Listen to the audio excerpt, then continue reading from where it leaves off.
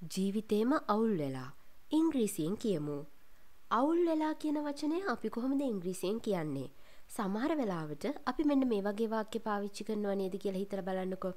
එයා මගේ ජීවිතේ අවුල් කරා. එයා හැම වෙලෙම අවුල් වෙනවා. ඒගොල්ලෝ අපේ පාටි එක අවුල් කරලා දැම්මා. මෙන්න මේ වගේ වාක්‍යයක් ඉංග්‍රීසියෙන් කියන්න යද්දී අවුල් වෙලා, අවුල් වෙනවා, මෙන්න මේ අර්ථයන් ඉස්මතු කරන්න අපිට හැකියාව තියෙන්න ඕනේ. අන්න ඒක ගැන තමයි අද මේ වීඩියෝ එකෙන් අපි කතා කරන්නේ.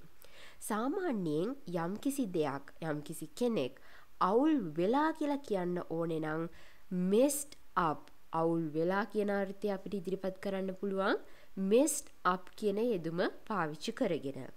ඒ වගේම අවුල් වෙනවා කියන අර්ථය අපිට ඉදිරිපත් කරන්න පුළුවන් mess up කියන යෙදුම පාවිච්චි කරලා. අපි මේ ටික උදාහරණ වාක්‍ය කිහිපයක් එක්ක කතා කරමු. මගේ පළවෙනි උදාහරණය. That beautician messed up her beauty. A beautician ඇගේ ලස්සන අවුල් කරලා දාලා, නැති කරලා දාලා. දැන් හිතන්න ඔයාලා යනවා වෙඩින් එකකට. ඔයාලා දන්නවා මේ වෙඩින් එකේ ඉන්න බ්‍රයිඩ් හරිම ලස්සන කෙනෙක් කියලා.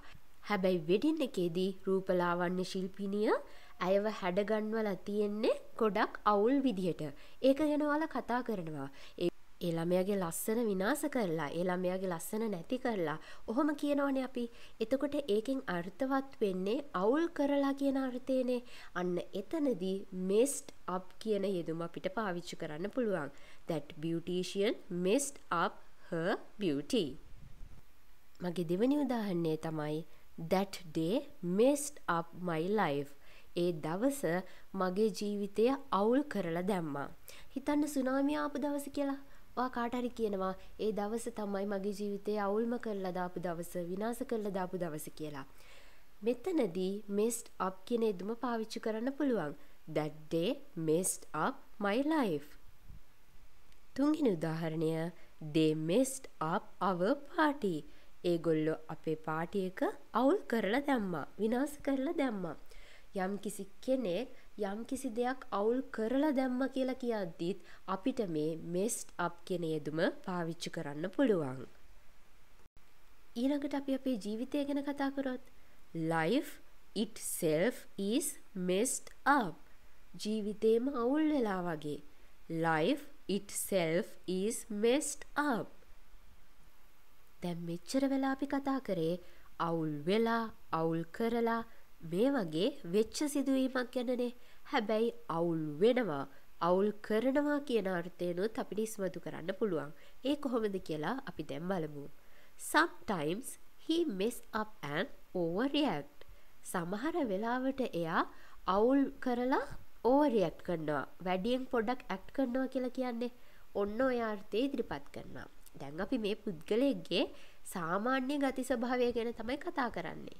හිතන්නකෝ ඔයාගේ වැඩ කරන තැන බොස් කෙන කතා කරනවා කියලා. මෙන්න මේ විදිහට කියනවා. අපෝ වෙලාවකට එයා ඔක්කොම අවුල් කරලා දාලා ඕනවට වඩා දඟලනවා.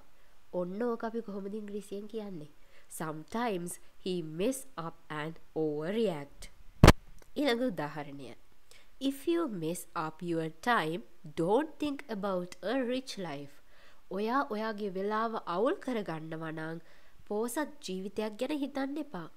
If you mess up, ඔයා අවුල් කරගන්නවා නම් your time, ඔයාගේ වෙලාව, don't think, හිතන්න එපා, about, ගැන, a rich life, පෝසත් ජීවිතයක් ගැන.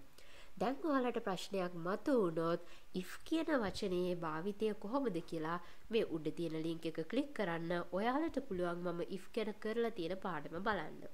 ඉතින් මේ වගේ පුංචි ඉංග්‍රීසි ග්‍රැමර් කොටස් ඉගෙන ගන්න ඔයාලා කැමති නම් ඔන්න අමතක නොකර අපිව තාමත් subscribe කරලා නැත්නම් subscribe කරන්න. ඒ වගේම මේ වීඩියෝ එක හොඳ නම් like එකක්, comment එකක් දාන්න අමතක කරන්න එපා.